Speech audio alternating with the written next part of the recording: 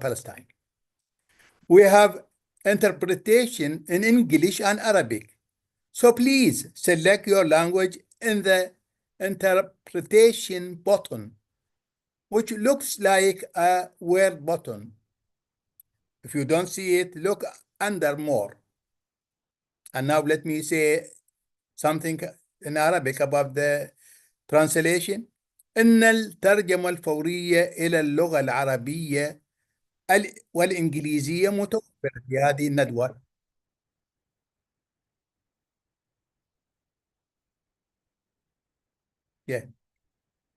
الترجمة الفورية إلى اللغة العربية والإنجليزية متوفرة في هذه الندوة عبر الإنترنت. إذا كنت بحاجة إلى ترجمة فورية يرجى الضغط على الزر أدناه على الجانب الأيمن من الشاشة لتفعيل خاصية الترجمة واختيار القناة المناسبة. إذا ما كنتم تستخدمون هاتفكم الخاص أو الجهاز اللوحي أرجو الضغط على خيارات المزيد ثم الترجمة الفورية لاختيار القناة المناسبة. شكرا لكم. Hi Khaled, and hello everyone. My name is Marwa Fatafta. As Khaled mentioned, I'm honored to be the co-host of the third iteration of this event. I'm a Palestinian digital rights advocate living in Germany. I lead Access Now's work as the MENA Policy and Advocacy Director for the Middle East and North Africa region. And for those who don't know us, we are a grassroots to global organization whose mission is to defend and extend the rights of people and communities at risk. While we wait for more people to join, I'll invite you all to watch a video by Tabiba of a song called Marhaba, which means hello or welcome in Arabic. And Tabiba means a female doctor or a healer in Arabic. And it's a new multi-generational Arab women's drum and vocal ensemble made up of world music artists. Rula Saeed from Palestine, Lin Hamou from Syria, Mariam Hassan Toller from Egypt, and Tara Monica from Iraq. And the band Tabiba mixes the colors of their voices, traditions, and inspirations to make music medicine. And Marhaba, this song was performed by Tabiba and filmed at the Neruda Arts in Ontario, Canada in March earlier this year.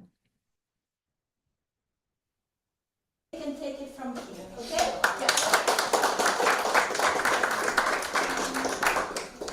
Ya marhaba, which means hello, greetings to you.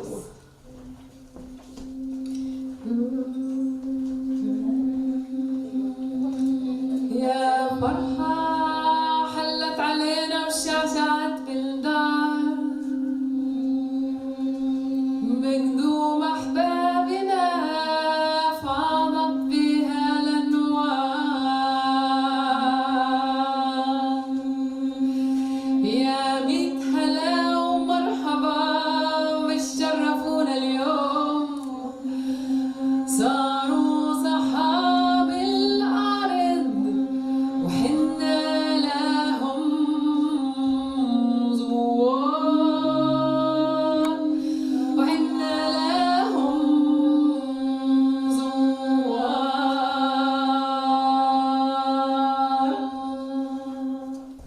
ويا مرحبا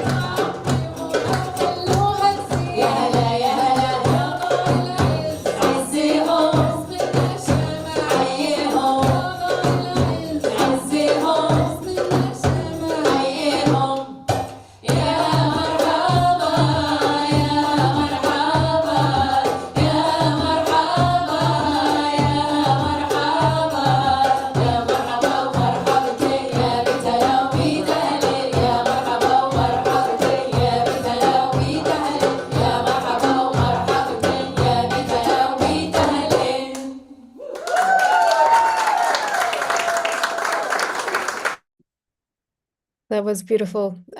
Thanks to the women of Tabiba for sharing their beautiful music with us to play for you at the Alternative Human Rights Expo 3. I'll pass it now to you, Khaled.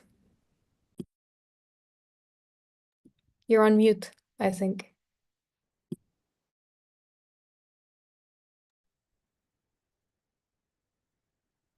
Thank you a lot, Marwa. Hello and welcome, everybody.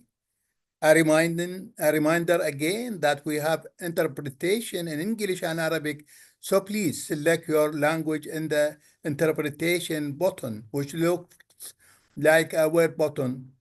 If you don't see it, look a bit further. And now in Arabic, إن الترجمة الفورية إلى اللغة العربية أو الإنجليزية متوفرة في هذه الندوة عبر الإنترنت. إذا كنت بحاجة إلى ترجمة فورية يرجى الضغط على الزر أدناه، الزر الذي هو في أسفل الحاسوب على الجانب الأيمن أو أسفل الشاشة لتفعيل خاصية الترجمة واختيار القناة المناسبة.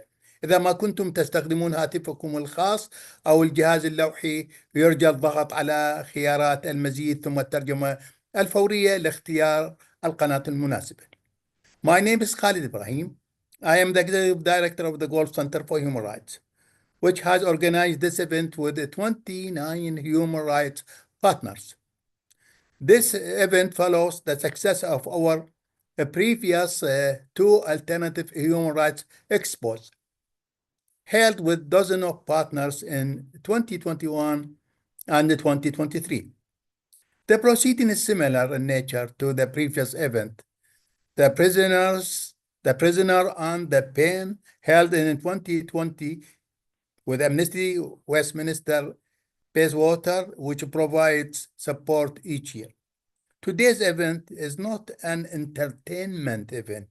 It is rather of a cathartic and awareness-raising nature. We are aiming to show the reality of the human rights defenders we work with and support and showcase their poetry, art, and literature to unveil the injustice they have been subjected to and allow them the space to share their own stories with their own words or any art forum they may choose. Now let me introduce my co-host Marwa Fatafta. Thank you, Khalid, and thank you again, everyone, for joining us. As noted by Khalid, this event is not an entertainment show, but a sober reminder of the gruesome reality which human rights defenders, artists, journalists, and dissidents in our region are actively working to change. For this purpose, I was tasked with laying the landscape and giving a regional overview. And of course, I cannot but start with the heart-wrenching situation in Gaza, described as hell on earth, children's graveyard, an apocalypse, and a place where all international norms and rules have vanished, or rather have been flagrantly violated by Israel for 14 months now. Over 44,000 have been recorded killed, with many more buried beneath the rubble, and over 105,000 injured, and more than 70% of Gaza lies in rubble now. And now in the winter, the human suffering is worsening as people are starving, cold, and with no shelter except some makeshift tents. And yesterday, I'm sure many of you have seen the news that 10,000 of these tents were destroyed or blown away by wind and rain. The impunity Israel was afforded, or still afforded, by Western powers had put Lebanon next in line. Over 4,000 people have been killed, over 1.3 million forcibly displaced, and many villages in southern Lebanon were completely erased by Israeli bombs. I truly hope that the ceasefire that started today holds. And those of us who are not embroiled in war and genocidal violence are facing the rising tide of authoritarianism across the region. made possible by an arsenal of repressive tools, from the weaponization of draconian laws such as the cybercrime and counterterrorism laws to detain and prosecute human rights defenders and activists for peacefully exercising their rights, to the use of commercially available spyware and surveillance technologies to monitor our communications and activities. In Saudi Arabia, under the facade of economic and social reforms, dissidents and activists who dare to speak out and criticize the government are systematically punished and prosecuted. A handful of peaceful tweets are sufficient to land you in prison for 45 years, as the case of Noor al-Qahtani, or even put you on death row, as was the case with a retired school teacher, Mohammed bin Nasser al-Ghamdi, who had less than 10 followers on Twitter. In Egypt, the human rights situation also remains dire. The Egyptian government continues to criminalize and punish peaceful dissent, equating it with terrorism. Thousands of detainees remain locked up in dire conditions, in lengthy pretrial detention, or in trumped-up charges levied during unjust trials. And those who served their completed sentences, such as Ali Abdel Fattah or Huda Abdel Mun'am, remain unjustly imprisoned through case rotation or disrespect to the rule of law and due process. Meanwhile, in Tunisia, President Qais Said is entrenching his one-man rule after he won a second term this October with slightly over 90% of the vote. Civic space in the country is rapidly shrinking. Activists and human rights defenders face arbitrary detention for their speech online under a draconian cybercrime decree, while civil society organizations are hit by administrative harassment, interrogations, and office raids. We will delve more into those country-specific cases and details with our guest tonight. And first, we'll turn the spotlight on Saudi Arabia. And for that, please join me in welcoming Taha Al-Hajj, a lawyer and a human rights defender who is the legal director of the European Saudi Organization for Human Rights. Taha is a lawyer who spent his life defending his clients, among them children who face the risk of execution in Saudi Arabia. And in reprisal for his work, he was forced to leave the country and now lives in exile. Taha, the floor is yours.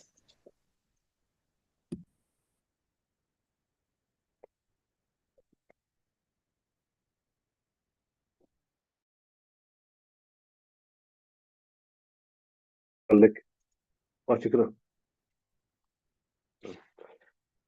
شكرا جزيلا على هذه الكلمة. أتحدث عن وضع المدافعين عن حقوق الإنسان في السعودية. تتحدث السعودية عن الإصلاحات والانفتاح وتروج له بقوة أموال النفط وعبر شركات العلاقات العامة، وتخطف أبصار العالم ببريق نجوم الرياضة والفن والمشاريع الضخمة. تظن أنها بذلك تخفي حقيقة القمع والاستبداد الذي كرسته للقضاء على مؤسسات المجتمع المدني. لم تبقى أي منظمة حقوقية تعمل في الداخل، كل أعضائها أما في السجن أو مهجرين أو تحت إقامة جبرية ومراقبة. بالغت السعودية في الضغط على المدافعات والمدافعين عن حقوق الإنسان، وتهدف من ذلك لترهيب الآخرين وتكويم أفواههم لمن يرى أن في نشطاء حقوق الإنسان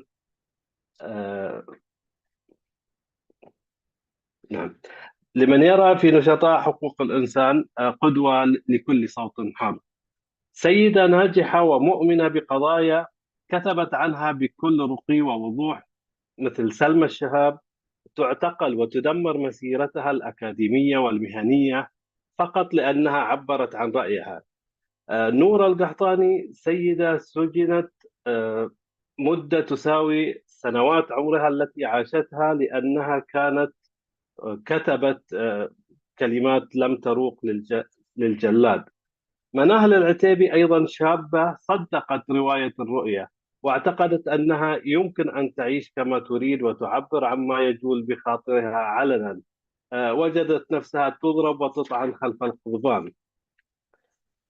تعتقل السلطات السعودية كتاب مثل أسامة خالد وزياد السفياني كاتبا الويكيبيديا، وتعادي المفكرين والباحثين والنشطاء، بل وتطالب بإعدامهم في بعض الحالات، كما هو في قضية المفكر حسن فرحان المالكي أو الشيخ سلمان العودة وعوض القرني ومجموعة آخرين. وصل الأمر بالنيابة العامة إلى أن تطالب بقتل المدافعات عن حقوق الإنسان، وكان ذلك واضحا في قضية إسراء الغمغام التي أنقذتها الجهود المكثفة من المنظمات وجهود المناصرة، وإلى أن تغير الحكم.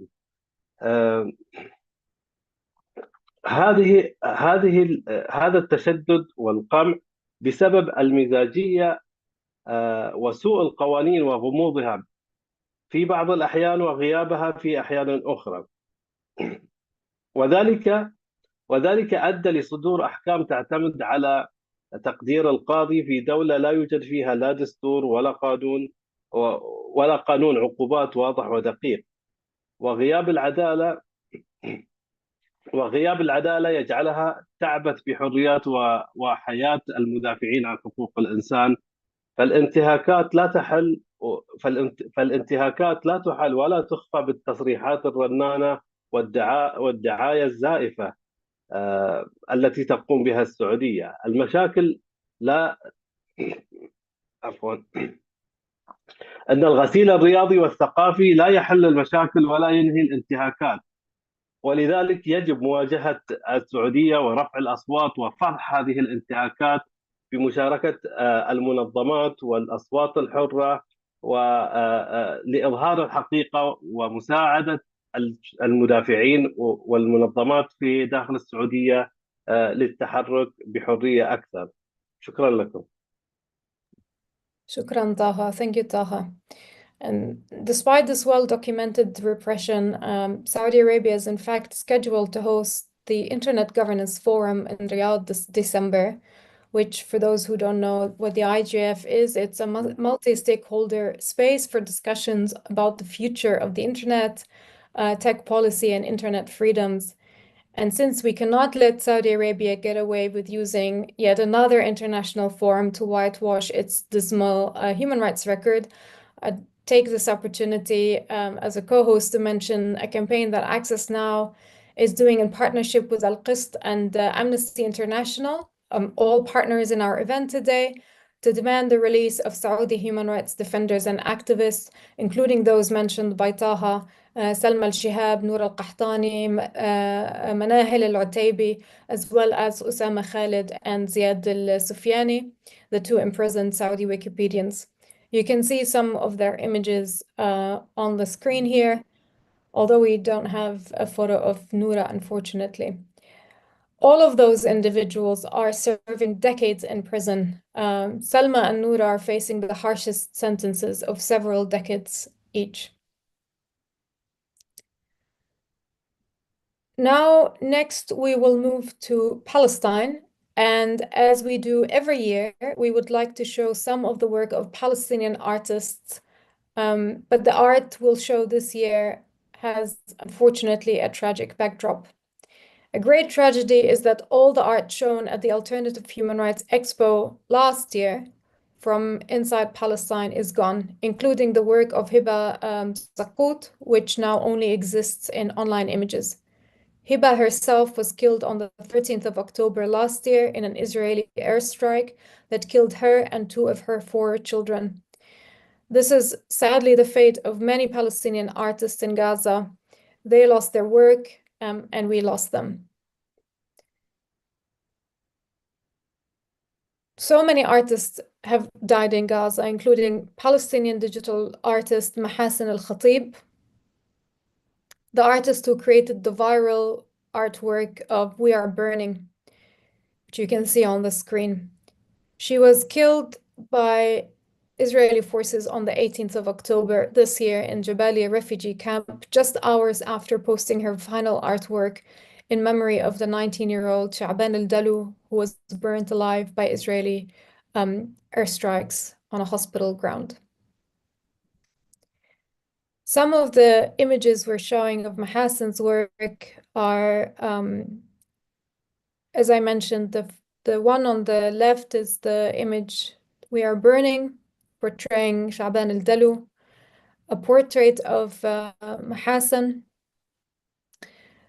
and a third image under the title, "And because we are the children of this earth and its fruits, we will try again and again just for her."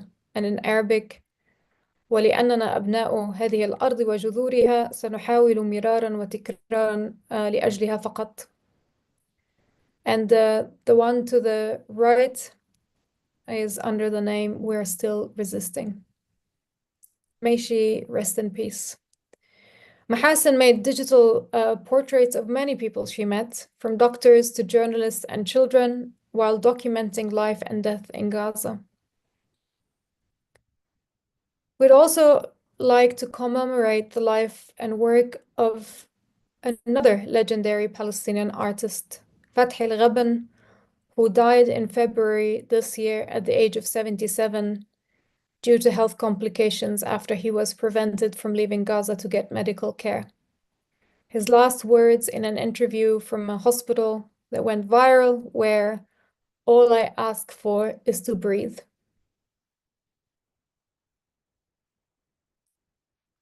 And finally, we have some art from Malak Matar, another Palestinian artist who joined the first Alternative Human Rights Expo back in 2021. She has been showing her mural, "No Words," her largest painting, completed in 2024 around the world. The painting, which evokes Picasso's Guernica, is part of her exhibition Last Breath. She has also released a children's book called City's Bird, which tells a very personal story.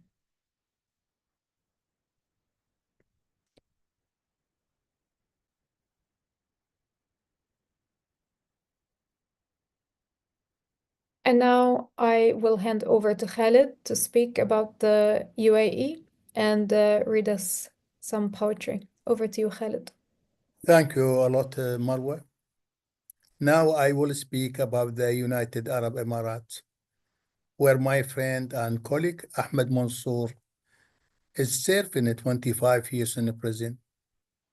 For those who don't know who Ahmed Mansour is, he is an Emirati poet, engineer, and a prominent human rights defender.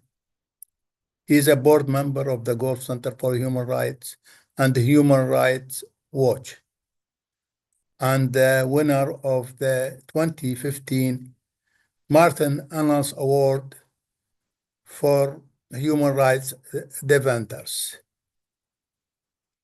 He was a key member of the literary magazine Ru'a Visions between 89 and 91, and one of the founders of the literary group Al-Shahadin Beggars in Emirates in the year 89. His first poetry collection, Beyond the Failure, was published in 2007 and contains 29 texts in which all of the human suffering and torment and the perplexing hardship he is going through are manifested. He is currently, as I said, serving an unjust 10-year prison sentence for his peaceful human rights activities handed down on the 29th of May 2018, following his arrest on the 20th of March 2017. He is still in solitary confinement since his arrest. He was the last human rights defender working publicly for human rights in UAE. In July 2024, he was sentenced to another 15 years as part of the notorious UAE 84 case. GCHR and Emirates Detainees Advocacy Center published a report in July, Unfair Trial in the United Arab Emirates, illustrates total disregard for international law, which provides detailed information on the UAE 84 case. We have also carried out joint actions with many human rights partners. Many of those sentenced on the 10th of July 2024 had been due for release in 2023. Prominent human rights defenders Abdeslam Darwish al-Marzouqi, Sultan ibn Qaid al-Qasimi, Dr. Muhammad al-Rukn, Dr. Muhammad al-Mansouri, and Sheikh Muhammad Abdel-Razzaq al-Siddiq were among 43 people sentenced to life in prison, which is tantamount to 25 years in prison. Dr. Nasser bin Ghaith was also sentenced to 15 years in prison, along with our colleague Ahmed Mansour. Now we will show a clip that filmmaker Mano Loksh prepared for our event today from her upcoming documentary film on the Emirates, which features Ahmed Mansour, whom she interviewed in the UAE before his arrest. Let's listen to Ahmed's words. His poem is also incorporated into the clip. Thank you. You know, I was born in a small village on the northern part of the United Arab Emirates, even before the foundation of this country, before UAE becomes officially a United Arab Emirates. Of course, there are so many things developed in the country since then, but we always have that kind of feeling to the childhood and the open space.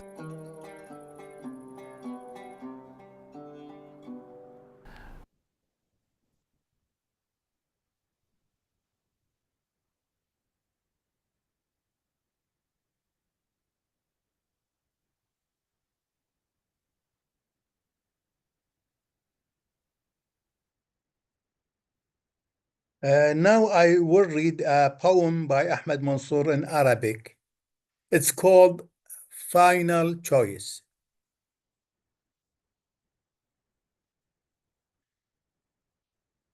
خيار أخير. ليس لي من وسيلة الآن سوى الصمت المطبق عند الساحة العامة أو عند الممرات، فقد جربت كل شيء، الصراخ والهتافات واللافتة،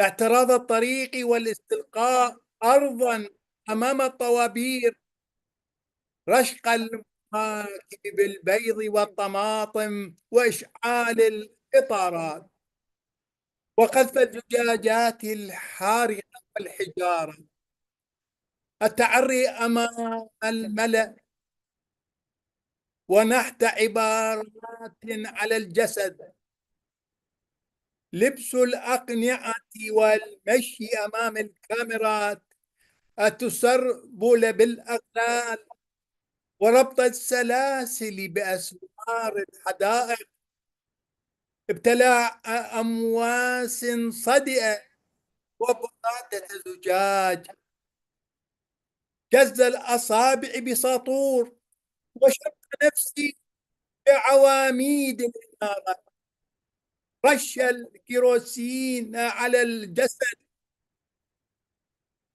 وإضرام النار فيه،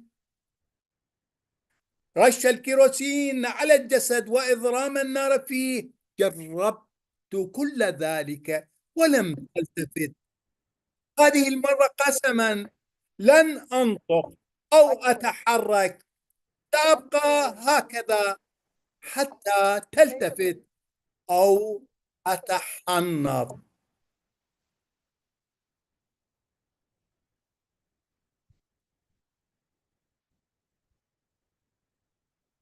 we also have a video made by Mano Loksh prepared for this event.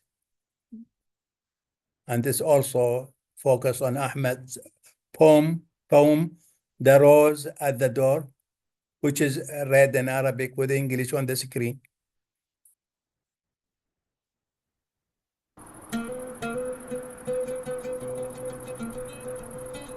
وردة الباب التي رفعت لها قبعتي مداعبا هذا الصباح فاجأتني بانثناءة عذبة عندما مرقت حبيبتي في المساء.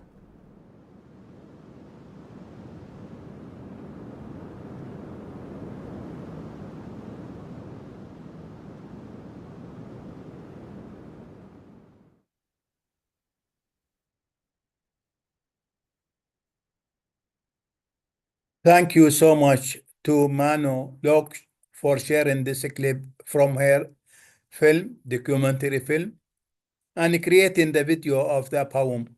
It is really powerful to see Ahmed speaking, and we hope he will be free soon. Always we are hopeful, along with other human rights defenders who are detained in UAE and elsewhere, who are serving long sentences for their peaceful human rights work. Now we have a short campaign video. We have a short campaign video about Dr. Mohammed Al-Rukun, created by the Emirates Detainees Advocacy Center as part of the UAE 84 campaign. Dr. Al-Rukun is an award-winning human rights lawyer. I know him personally, a very reliable defender who has been wrongfully tried and sentenced to prison in both the UAE 94 and UAE 84 cases. Although his 10-year sentence ended in July 2022, he was not released. On the 10th of July 2024, Dr. Al-Rukun was sentenced to life in prison in the UAE 84 jail. It is really shocking. Dr. Al-Rukun is an courageous, really, a courageous defender who put all his efforts to defend citizens' rights.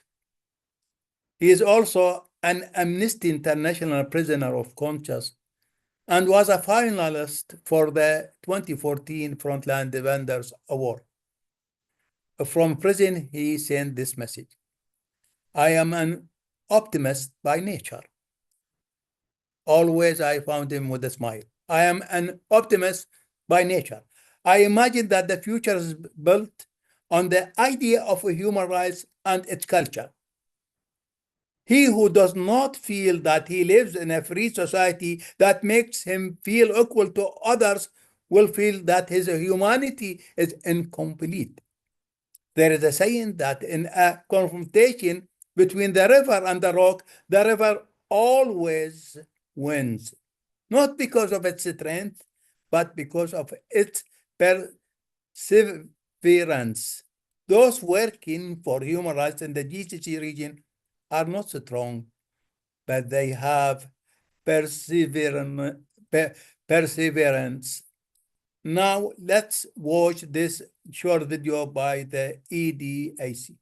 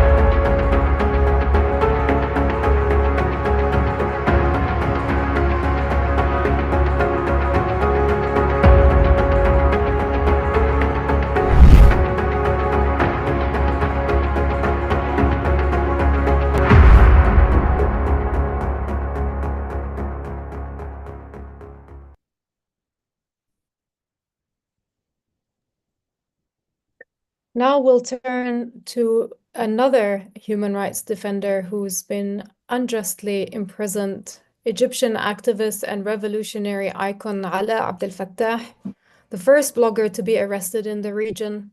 He was due for release on the 29th of September this year, and instead of walking free among us now, he remains behind bars. His mother, Layla, has now been on hunger strike for almost 60 days, calling for his release.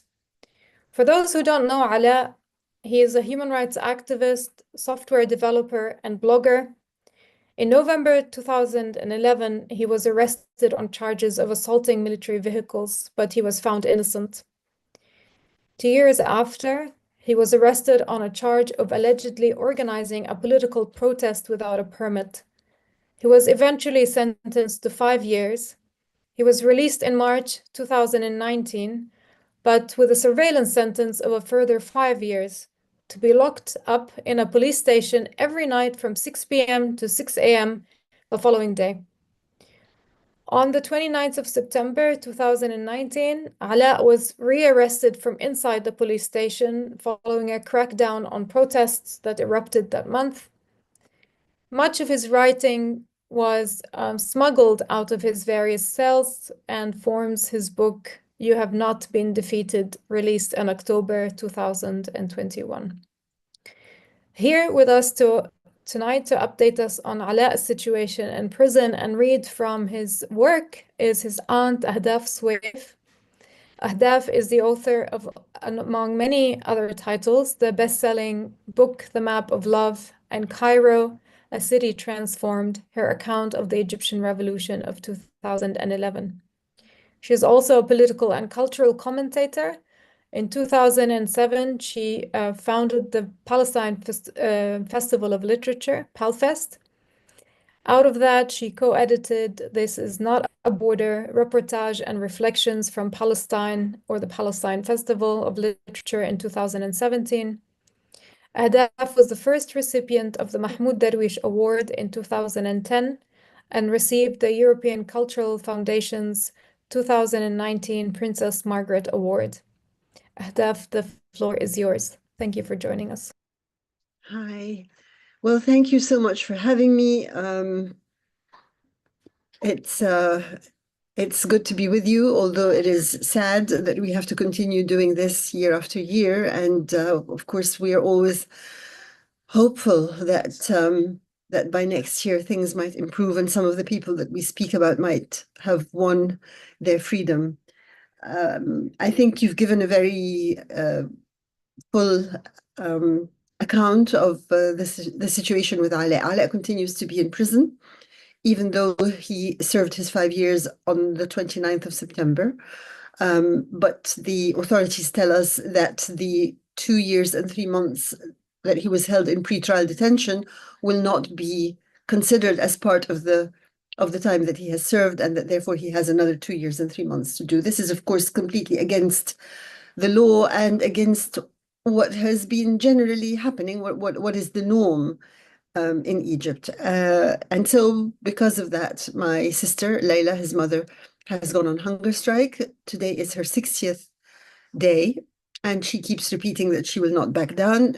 She is trying to interest the British in her case because Ala is a dual nationality citizen, and so we're trying to bring pressure on the government in Egypt, both through acts of goodwill domestically, people talking about clemency and about just like whatever he's being punished for, 10 years is enough. And trying to get the British government to appeal to their friends in Egypt, because they are friendly governments, to appeal to them to let him go. So that's where we are. And as we're here tonight, I thought I would read you, I think, 3 passages by him from his book, You Have Not Yet Been Defeated, which was made up of his articles that were written mostly while he was in prison, but sometimes when he was under surveillance. But also the book is made up of his a selection, of course, of his Facebook posts and his tweets. So basically, I will start with this. This is a piece or a passage that was written in Arabic, and so this is the translation of it into English, since I understand that English is our language of preference tonight. So this is the 13th of October, 2014. And it's, let me just see. Yeah. 13th of October, 2014. Anyone who tells you that the solution is to apply the law is bullshitting you. The solution is to apply the law to the strong before the weak, to the rich before the poor, to the boss before the doorman. And that's on condition that the law is consented to by society, particularly by those most affected by it, and has been formulated through a democratic process. And on condition that the law does not infringe on the basic rights and freedoms of the individual. And on condition that the law is logical, comprehensible, accessible to people, and known to them before its application, not an ambush that's set for them. And on condition that whoever the law is applied to has access to a fair, unbiased trial that's not rigged, rushed, or repeatedly delayed. And on condition that whoever is subject to the law has the opportunity to change the law and can challenge it on the basis of whether or not it meets standards of public consent and protection of basic rights. And these must be real opportunities. And on condition that the agents of the law are subject to oversight and held accountable and are accepted by those most affected by the law. There are many conditions before applying the law is a solution to anything, but it would be enough to start by applying it to the president before the students. So that kind of gives an idea of the kind of discourse that comes so naturally, I would say almost unavoidably even, to Alaa, and I suppose that has made him problematic to authority. So the next passage is based on a well-known line that is used in the chants in Arab countries. عمر السجن ما غير فكرة، عمر القهر ما أخر بكرة. Prison can't change what you know, and tyranny can't hold back tomorrow. It's true that the future won't be held back by prison. Time for the prisoner stops, but outside the prison walls, it races ahead. Your kids grow up and need school fees that you've got no idea how to provide while you're locked up. Your mother or your father gets sick and could die. Your work is disrupted and delayed, and people won't hold your job for you for too long. And just as oppression wastes tomorrow rather than holding it back, so prison impedes the development of ideas rather than changing them. Do you really think that captives whose basic rights have been ignored and whose children's blood has been shed will re-evaluate their ideas, their choices, their leaders? That they will reconsider their discourse, however sectarian and catastrophic? Why? What good would it do them while they're ossified in prison? And where are they supposed to get new ideas when they're denied access to all media, in solitary confinement, and sometimes denied visits? On the 19th of October 2014, a tweet: "The death of a state is an ugly thing. God only knows if society can survive it." And then on the 26th of October 2014, again a tweet: "Keep sitting silently watching us be imprisoned one by one, and the students getting killed one by one. Keep sitting silently until the disaster comes knocking on your front door." And the final passage that I will read is an address. He wrote it in English, an address to Rights Conference, which is a conference of techies held in San Francisco, and it's at the intersection of technology and human rights. In 2011, Alaa attended it for the last time, In 2017, he wrote this letter, which was read at RightsCon on the 13th of April, written from Torah prison and delivered in San Francisco on the 13th of April, 2017. I don't have much to say by way of advice. I am, after all, out of touch and slightly outdated. The best I can do is repeat themes I used to touch upon when participating in conferences like these in the past. The last time was 2011, I think. Number one, fix your own democracy. This has always been my answer to the question, how can we help? I still believe it's the only possible answer. Not only is where you live, work, vote, pay tax, and organize the place where you have more influence, but a setback for human rights in a place where democracy has deep roots is certain to be used as an excuse for even worse violations in societies where rights are more fragile. I trust recent events made it evident that there is much that needs fixing. I look forward to being inspired by how you go about it. That's the end, but I imagine that more than ever now, we see the aptness of Alaa's words as democracy in democratic countries gets eroded because of support for Israel's war on Gaza and then on Lebanon. Thank you. Thank you so much, Ahdaf. I was actually present when Alaa's letter was read in 2017. We're really crossing our fingers and working very hard to amplify Alaa's case, and we really hope to see him free soon. And now let's turn to Bahrain, and I'll hand the mic to you, Khalid.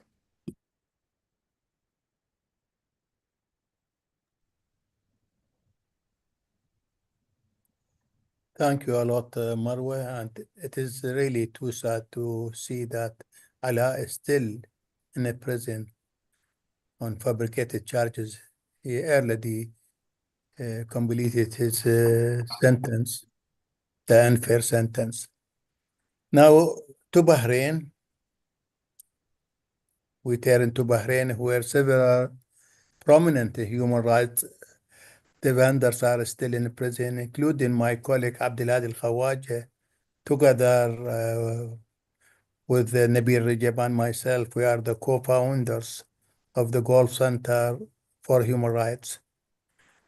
I have also to mention my friend who is still in detention, human rights defender, Dr. Abdul Singhes. Both you could see on the screen, hopefully now. So in 2011, we established the Gulf Center for Human Rights. Unfortunately, he was arrested, disappeared for 2 weeks, tortured, really severely tortured, that he needed 37 medical interventions and was taken then to prison where he remains serving a life sentence only for his peaceful and legitimate human rights work. I am pleased to introduce my colleague, Sayyid Ahmed Al-Wada'i, an exiled Bahraini human rights defender who fled violence and persecution at the hands of Bahraini authorities for participating in pro-democracy protests in 2012 and 2013. He co-founded with other colleagues the London-based NGO Bahrain Institute for Rights and Democracy, BAIRD. In recognition of his advocacy on Bahrain, really an advocacy that he is putting endless efforts in it. Sayed was awarded the Index of Censorship Award in 2020. So Sayyid Ahmed Al-Wada'i, Advocacy Director at the Bahrain Institute for Rights and Democracy, BAIRD, will speak now about campaigns to free human rights defenders such as our colleague Abdelhadi Al-Khawaja and our colleague Dr. Abdul Singhes. and reprisals facing Bahraini activists. Dr. Al-Senghis remains on hunger strike since July 2021, protesting that his cultural research about Bahraini dialects has been confiscated. So we move to Sayed. Thank you a lot, Sayed. Yes. Thank you, Khalid. You were also later on from Mariam. Yes, Sayed. Thank you so much, Khalid. Really great to be here, and I'm also like really grateful to hear from Ahdaf. And I just like was reading her piece in the Guardian, which was, I believe, published today, marking the 60th day of her sister hunger strike. I know how it feels. It must be extremely difficult to see your sister, 68 years old, to go through such a drastic action only to draw attention for severe injustice to her son. This is pretty much, there is similarities with the part which I'm about to speak about, which is related to Abdul Jalil al-Senghis. And I think there are some parallels between what we see in Ala's case and campaign and what Dr. Abdul Senghis is facing.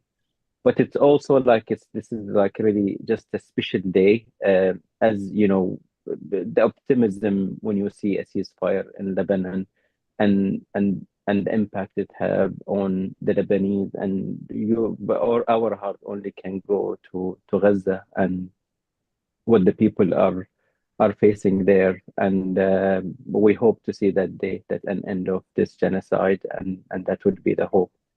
Bahrain's story could probably differ from what we heard earlier, and I guess the start of the regional context. I mean, as we were witnessing the genocide in Gaza, Israel began to do things and without restrictions. And I remember the moment when they began to bomb the Iranian consulate in Damascus. Then we begin to hear that Iran was about to retaliate. The region was at the brink. Our region was on the brink of a full wage war, and that sensitive time. During that sensitive time, it was a story in Bahrain's prison. Hussein Khalil was playing football, a political prisoner in Bahrain. Political prisoners at jail prison are in specific blocks, just like designated for political prisoners. He was playing football, and during Ramadan, he fell. And then there was a delay to get his first aid, and then it ended up he lost his life. The martyrdom of Hussein Khalil in the prison, his body coming out of the prison, was extremely devastating to his family, and also triggered the pain into hundreds of families of political prisoners. This is the worst scene they can see, is their son or their child is coming out from the prison, not free, but in a prison, in a coffin. And at the same time, within the prison walls at Joe, Bahrain witnessed its biggest strike probably in the prison history. I'm talking about 1,000 political prisoners. They decided to refuse to return back to their cells. Some of them even break the door of their cell, or managed to find a way to break the door of their cell, and said, "We're not returning back until you free us." I thought this is a really courageous act for the prisoners to take this, and the scale of it was big. 1,000 is really massive. It's pretty much maybe 40% of the entire prison population. And then that density within Bahrain prison has also sparked a rare protest on the street by their family members. And then when we see the region is so hostile, and I guess it was the time for the King of Bahrain to say, okay, I'm going to release political prisoners. On that day, 8th of April, the king have decided to pardon over 1,500 prisoners. 650 of them were political prisoners. This was so personal to me because, among them was my brother-in-law, Sayyid Nizar al-Wada'i, And sadly, he served 7 years imprisonment in what the UN would call it was a reprisals for my activism in the UK. It was Ramadan night, and it was about the time when they broke their fasting. It was the time when they picked him up. So they went there and picked him up and from where they released the prisoners. I cannot tell, like, because there was nothing to take us. The surprise was so overwhelming. At that time, my 2 kids were also were in Bahrain. It was so emotional. They returned back home. And then I have his brother was also detained at the same time, but that brother was detained because he attended what allegedly it was about Gaza protests. So anything in solidarity with Gaza, with Palestine will land you in a prison. And then my second brother-in-law, Sayyid Hashim, was also arrested. It was during Sahur time, around the 3 a.m., the time before we start the fasting on the next day. The family received a call. This time is to pick up the other brother, and they took him. My son, who's 9, was told don't ruin the surprise. The brother doesn't know that his other brother was released, and the 2 brothers, without knowing that the other brother was waiting at home until he saw his other brother, which was also just be released. They met together, and I cannot tell you what this moment meant. You could see it. I mean, I would try to share the video link later, just to see the emotion, the power of how brothers, which were deprived for over 7 years from hugging each other. It's a simple act, but in Bahrain, when you are in prison, then you have to deal with a glass barrier. A lot of these devastation things, we hear them in Egypt as much as we hear them in Bahrain. But so it was a special day, and it opens a new chapter for real hope, for maybe could come to an end of the ordeal of the political prisoners who've been there since 2011. Then we waited for Eid al-Adha. It's the second thing where the king usually would pardon prisoners. We thought at this time the king would release the rest of political prisoners. Those hopes were diminished when pretty much a handful of political prisoners were only the one released. In September this year, the king was stating he was celebrating his jubilee, his silver jubilee, 25 years since he ruled Bahrain. And again, it was a surprise where people in September, over 500 of them were released, when about 140 of them were political prisoners. That brought the number of political prisoners to its lowest. But sadly, this time again, prominent human rights defenders such as Abdul Hadi al-Khawaja or Dr. Abdul Sengais, and even Bahrain's oldest political prisoner, Hassan Mushaymi, who was 76, was excluded from these releases. The message could be clearer. The leaders of 2011 movement who were imprisoned because they demand or they called for democratic change in Bahrain, there is no way Bahrain would release them, because I think part of the complexity in this is Bahrain, one of the very few countries which, among 2 Gulf states which normalized with Israel. And I think they fear that the release of Abdul Hadi al-Khawaja, who despite his prison cells would stand in solidarity with Palestine, even if it means he will go on his own to chant in support of Palestine and slogans against the Israelis and so on. I think honestly, the similarities when I talk about the hunger strike is I would say the case of Dr. Abdul Sengais. I think he decided to start his hunger strike in July 2021, and the reason for it is because authorities had confiscated his research, a research that he spent 4 years within the very limited resources in the prison. He wrote it by hand, and it was about Bahrain dialects. To take away this work from him, his sweat, I think he resorted to one thing, to tell about the injustice he was facing, and that was hunger strike. That has been now exceeded 3 years, and he is still refusing to take solid food.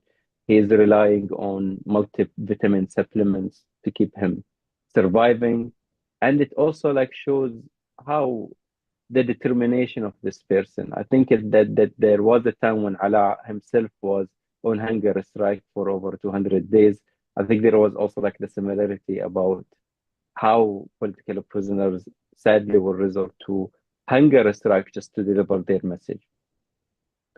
When Obama was the president in the US, I think he began to lecture the world about democracy and change and so on. And I think in response, Dr. Abdul Sengais wrote a piece and it was published in the New York Times. I will quote part of what he stated. Sengais stated, "Be careful when you use the words change, dream, and democracy. Those things don't come so easily to us." End quote. It's really sad. These things are like really like whatever we're seeing, whatever we're hearing from Sengais, he is reminding us by his resilience that how difficult these things. It is so heartbreaking to see one of the brightest Bahrain academics who once was the head of the mechanical department at the Bahrain University, and instead of leading and teaching students which he would educate the next generation Bahrain, and instead of benefiting from his knowledge, his skills, he continued to suffer in Bahrain bars. And it's high time that Dr. Sengais, Abdul Hadi Al-Khawaja, Hassan Mushayma, Sheikh Ali Salman, all political prisoners, those on death row, all of them should be released. Thank you so much. Thank you, Sayyid Ahmed. Now we will hear a few words from Abdul Hadi's daughter, our colleague Mariam Al-Khawaja, who used to be the co-director of the Gulf Center for Human Rights. She is still with us as a consultant. We will have a video from her. Yes, thank you. In less than a month, on December 16th, my dad will have spent a harrowing 5,000 days in prison for no reason other than standing up against injustices in Bahrain. 5,000 days is 5,000 days too many, and we need the Danish government and international society to secure his release before this heartbreaking milestone. 5,000 days is far too long to miss out on life simply for advocating for freedom and democratic reform. So I invite you all to step into my father's shoes and to reflect on what would you have missed if you had been unlawfully imprisoned for the past 5,000 days. That's almost 14 years. What achievements or cherished moments would have been lost if you were confined without cause? For me personally, I would have missed watching my nieces and nephew come into this world, to watch them grow older, to see, pictures and videos of their first steps, their first words, their first laughs. I would have missed out on so many friendships and communities that I've become a part of. I would have missed out on the experience of growing with this world and the changes that come with it, and watching how people come together time and time and time again when things sometimes feel hopeless and like they're not going to change. I would have been a different person if I had spent the last 5,000 days in prison. Thank you, Mariam. And Mariam, 2 years ago, she got a serious sickness. And instead of hiding away, she decided to use this sickness to campaign for Palestine and for the release of her father. That is Mariam Al-Khawaja. No doubt we will wish our colleague Abdul Hadi, Dr. Abdul Sengais, all the other prisoners, including Ahmed Mansour, Ala, Ahmed Al-Rukun, Mohammed Mansouri, Dr. Mohammed Qahtani in Saudi Arabia, and all the others. We wish them an immediate release. Now I will pass the mic to my colleague Marwa. Thank you, Khalid, and solidarity to Mariam, and I hope she will be reunited with her father very, very soon. Now, let me introduce Shiva Nazarahi, who will read poetry by imprisoned woman human rights defender Mahvash Sabit, who is an English pen case. Shiva is a human rights defender and women's rights advocate with over 2 decades of experience in promoting and protecting human rights. A former political prisoner herself, she has been arrested multiple times for her activism. Most notably, she spent 2 years in prison following her arrest in 2009 during the Green Movement. Since leaving Iran in 2018, Shiva has been living in Slovenia, and since 2020, she has been working as a researcher and campaign coordinator at MENA, an organization committed to supporting women human rights defenders and the feminist movement in the Swana region. In this segment on Iran, we'll also look at some art and cartoons from Atina Fargadani, who is also in prison. Shiva, the floor is yours. Hello, everyone. Thank you, Marwa. Thank you. Thank you for having me. I want first to express my solidarity and respect to all these political prisoners and their family whose stories we heard tonight. In Iran, we face a similar situation with hundreds of political prisoners unjustly imprisoned. Despite their circumstances, they continue their fight and resistance. And tonight, I'm very happy that I can talk about 2 of them, 2 courage and inspiring women now serving their sentence in Evin prison. So first, I'm gonna start with Atina Fargadani.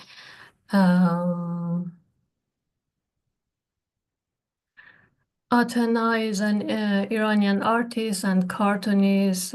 She was sentenced to 6 years in prison on June 10th, 2024 for attempting to hang one of her political cartoons near the presidential palace in Tehran. For this current sentence, she has been detained since April 13, 2024.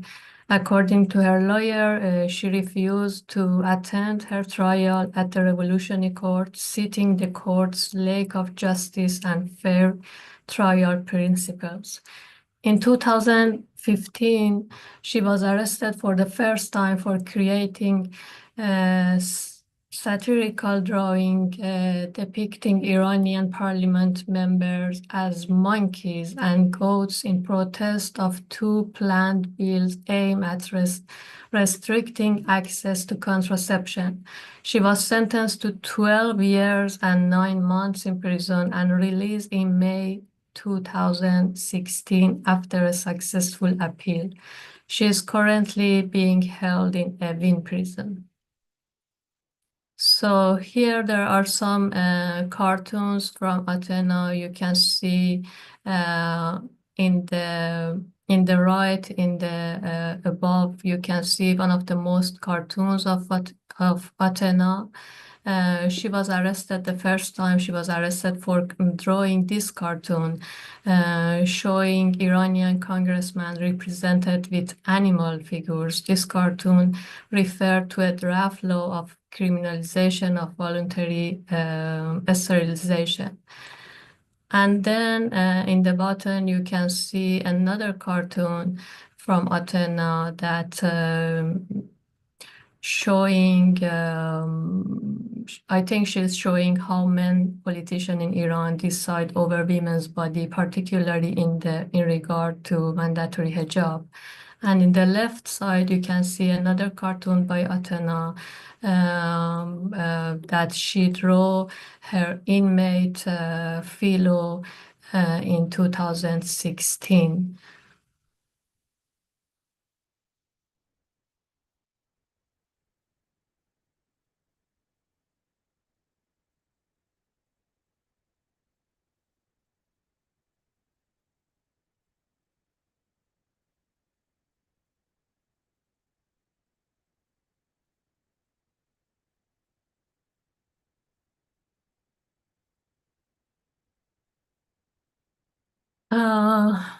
I think there were more cartoons, but okay, yeah. Here we can see another cartoon by her. There are one cartoon in the left side that she is showing.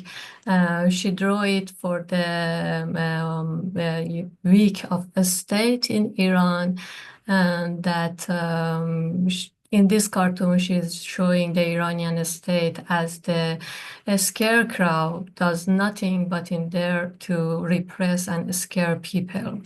And in another one, she drew the IRGC ward in Evin, the section that she was being held for months, I think, in solitary confinement. And in this draw, she tried to picture it as a cartoon, the IRGC ward in Evin prison, which is very famous among Iranian civil society and activists.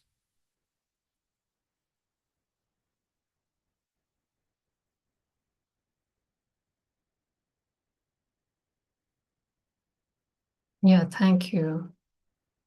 And here I'm gonna introduce Mahvash. Mahvash, first I should say I was in prison with Mahvash. I spent 1 year with her in Evin prison. So I was witnessing that how she spent time in prison and how she focused on poetry inside the prison. Mahvash is a poet and winner of the Writer of Courage Prize from PEN International Association.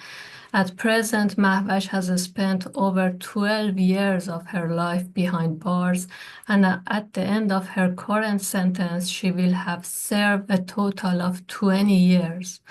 Mahvash, who was one of the former leaders of Yaran Iran, Friends of Iran, which oversaw the religious affair of Baha'i community in Iran, was arrested along with Fariba Kamalabadi on July 2022. The Revolutionary Court in Tehran handed a 10-year prison sentence to Mahvash for accusation of founding and leading an organization aimed at acting against national security. Prior to this sentence, Mahvash was arrested in March 2008. After 2 years of temporary detention in a security prison, she was sentenced to 20 years in prison. This sentence was later reduced to 10 years, and Mahvash was finally released from prison in 2017. And just 5 years later, she was arrested again, and now she is serving another 10 years in prison. There is I'm gonna read one of her poem. The title is I Rose Up Again. Sunk in myself one hot, dusty morning, walking alone in the prison yard, I wandered along the length of the bar, pondering the minting of isolation and of doors, brooding on all these endless barriers and bolts and bars, and all the pointless flights and skirmishes and wars, and considering where I was and why the abuse was being flung against me, I began to wonder whether this confine really defined the limit of myself. And then I saw in the heart of the tar, in the middle of the road, from the dry earth's blistered core and the tones in the lumbering tarmac, deep down from within a crack in the ground at my feet, a few leaves sprouting, green and neat. And some days later, there they were again, bright green.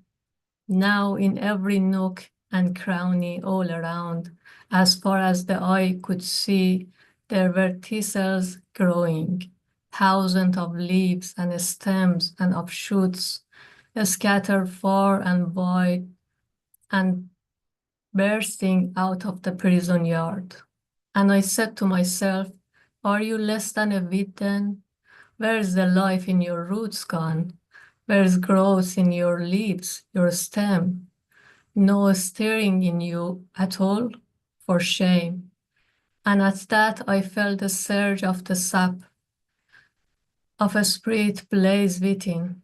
I'd become weak and weary and had fallen down, but the thistle made me rise again. Back on my feet, I stand firm and green growing, feel the power of thought again. Thank you, Marwa. Thank you, Shiva, for sharing this very powerful poetry. We hope, of course, that Mahvash, Atina, and many of the Iranian men and women will be freed soon. And now we will move to Lebanon. And we see Umama on the screen already. So everyone, please welcome Umama Hamidou, an artist and experimental filmmaker in exile, who will read from her work, My Two Little Boys. We will also look at some of Umama's artwork while I quickly introduced her. Umama is born in Lebanon and currently based in London. She's an artist and a filmmaker.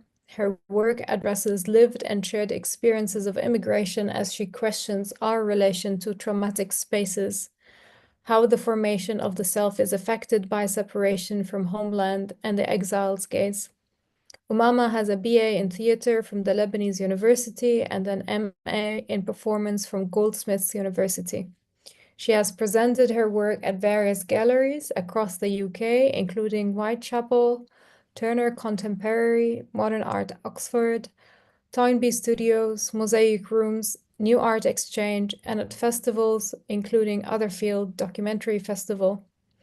Umama, welcome, and the floor is yours. Thank you. So I would like to read you a text that I've written recently. My two little boys. A bird in the sky must have wings to fly. You too will fly, just like your mother and father. They came from faraway places. My two little angels. You will grow and you will speak in different languages. They will ask you where you are from. This is the question that is on so many minds. You must always be ready for it. Tell them it's impossible to know who you are, and that you can only feel the glimpses, that you belong to yourself before anywhere or anyone else. For geography of the self is always superior, is always primary. The earth welcomes you, and so does the sky, and the wind carries within it the scent of your ancestors. Take a deep breath. This is your starting point in each and every step. My two little boys. A bird laid her eggs on my windowsill. 5 hatchlings roamed in my room. They brought you to my life.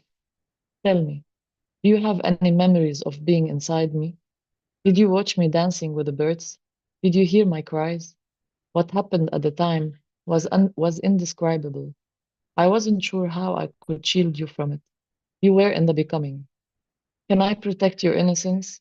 Or should I let you learn about the world you are coming to? You have no choice. It's the same world I opened my eyes to, where captives revolt, fulfilling the eternal story of seeking justice, of love, of violence, of revenge and forgiveness, of everything at the same time. My precious two little boys, you must know that your blood is of a warrior's blood. I very much want to explain to you about the journey before you were born, but I'm not sure how to start. You are the son of immigrants, but aren't we all in a state of constant migration? The soul migrates to the body, and the body is always moving. You will feel the here and there in your mother's and father's psyche. You are the hybrid of the world, of all the emotions. I promise I will fight to my last breath to give you the best of life and protect you from the horrors of what we had to endure. But you must promise that you won't forget your roots. Remembering your roots doesn't carry any duty, but only love to the place that your mother and your father has had to leave.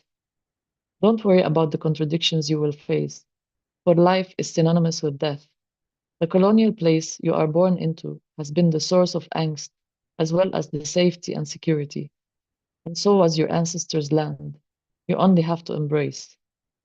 My little dreamers, I am writing this letter to you as I sit looking at the grey water of the English Channel. A friend told me the story of how it formed due to the flood that led to the collapse of land between what we now call France and England. I found it fascinating. I think about the bodies that tried to cross these waters. Perhaps if the land hadn't collapsed, they would have been able to arrive safely.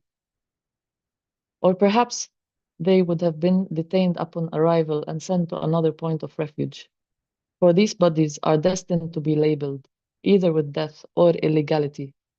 I think of the Mediterranean, the Sea of Beirut, how I grew up looking at and trying to understand its depth. Once, I asked my father if the straight line, the horizon of the sea, is where the world ends. I remember him smiling. My souls of my soul, as for your own grandmother in Beirut, she says, nothing is more precious than your child except your grandchild. So far, she hasn't been able to lay her eyes on you except from behind a screen. When you were born, she was denied entry.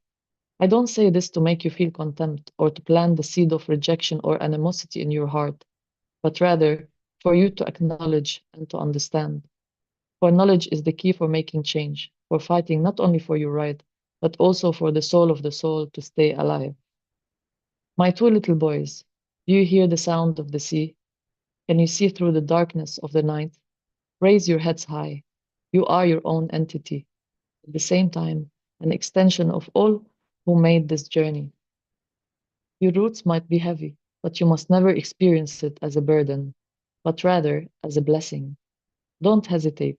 Keep whatever is good for your own growth and shed the rest. Just know that you were not born in a void. Thank you. Thank you so much, Umama. Thank you. That was very beautiful. Thank you. And now, as we move close to our event, we'd like to share some music from a Tunisian artist called Yasser HRDs, who tragically passed away at the age of 48 in August this year following a sudden health complication. HRDs was famous for his song Dima Dima, which became the anthem of the Tunisian Revolution, and he founded a band that carries the same name in 2005. Please join me in welcoming Yasser's niece, Frial HRDs Sharafuddin, who is a programs lead at one of our partner NGOs, MENA, for human rights and civic engagement. She will say a few words about her uncle and his music before we watch a video of his song, Spieken Seet Me, Why Did You Forget Me, which is a song about marginalized people. Over to you, Frial. Thank you very much, Marwa. Thank you very much for this opportunity. I know that's a little bit difficult when we talk about Yasser, but Yasser HRDs is a Tunisian, or was a Tunisian artist and activist, was born on April 9, 16, and passed away this August 12 and 2024. He was named on the name of the Palestinian leaders Yasser Arafat, and in Tunisian people used to call him Yasser Mhabba. That means in Tunisian dialects, a lot of love, because he was full of love. Yasser originally was a plastic artist, but he ventured into engagement music through his guitar and his group Dima Dima in 2004. In 2021, Yasser traveled across Tunisia on his bike and guitar to reach the deeply region of this country, or the real Tunisia, according to him. Over years, Yasser sang for the love, for Tunisia, and for the revolution. His most famous song, as you said, Marwa, is Dima Dima. And this song was written in Switzerland when he was very far for Tunisia in 2003. Another notable song that marked the revolution of Tunisia, or all the process of this revolution in Tunisia, is Shbikin Sitini, Why Have You Forget Me? And that's express his frustration with the Tunisia for harming Tunisian people, for all what's happened to the marginalized people. But later he clarified to say that we have two Tunisia, We love the Tunisia, the country, but we have a lot of problem with Tunisia, the state. Thank you very much.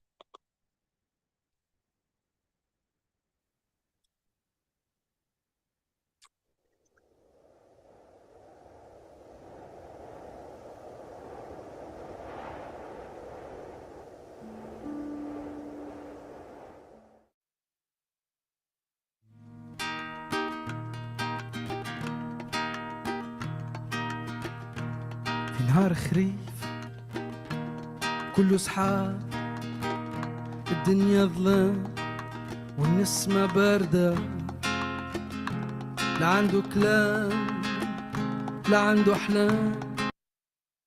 I've just discovered one of the most unique hotels in London. This is Zeta Townhouse, a boutique hotel known for its quirky British style. Each room is filled with antique فارغ والعيون شاردة في نهار خريف كله سحاب، الدنيا ظلام والنسمة باردة، لا عنده كلام لا عنده أحلام. فارغ والعيون شاردة، شبيك نسيتيني أنا اللي اسمك كاتب على جبيني، ريحة هواك مخبية في جنيني، مهما جفيتي عمري ما ننساك. شبيك نسيتيني أنا الفرشيشي والعياري والهمامي، جندوبي راسي فوق يا خضرا، عاشق جبال الكاف والقمرة.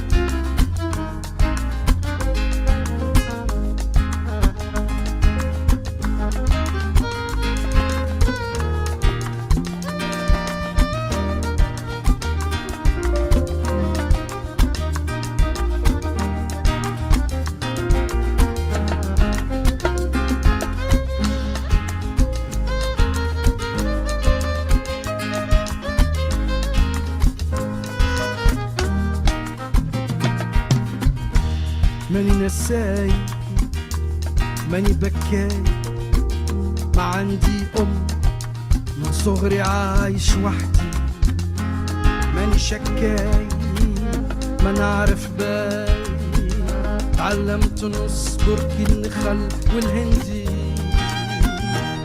ماني نساي وماني بكاي، ما عندي أم من صغري عايش وحدي، ماني شكاي وانا عارف باي، تعلمت نص بركي النخل والهندي. بك نسيتيني انا اللي اسمك كاتب على جبيني، ريحة هواك مخبية في جنيني، مهما جفيتي عمري ما ننساك. شبيك نسيتيني أنا القفز اللي في الداموس طيشتيني، وأنا القفز اللي ضبلت عرجيني، رشفت عيوني أما قلبي ديما فيه. يا نسايا أنا اللي عندي معاك ألف حكاية، واحلف نكتب فيك ألف غناية، ونسكنك بين الوجع والروح. يا منايا من قبل الاستعمار منيتيني، من بعد الاستقلال خليتيني،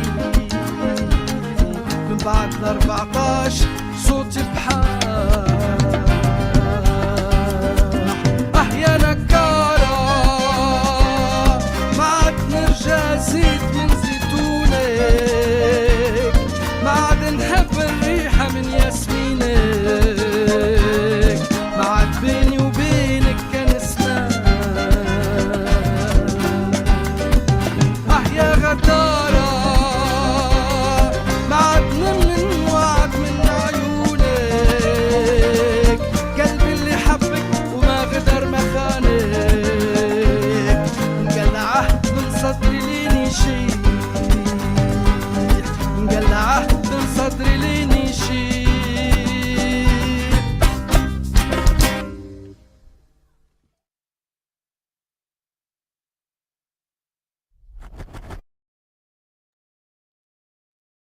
That's very beautiful. Thank you, Ferial, for joining us. I'll hand it now to you, Christina. Thank you very much, Marwa. Thank you so much, Ferial. We're very sorry for your loss. It's actually kind of moving for me to watch Yasser singing, because I remember when he performed at the first Alternative Human Rights Expo in October 2021, he sang a folk song and played his guitar and his harmonica live for us. He was a very joyful man and a dedicated activist, and he will be greatly missed. And I've put in the chat a link to that video from our first expo. And that brings us to the end of our program for today. I'm Christina Stockwood, GCHR's Fundraising and Development Manager. So I would like to remind you, if you're able to make a donation today to contribute towards the event, you can go to our website and donate at gc4hr.org, support us.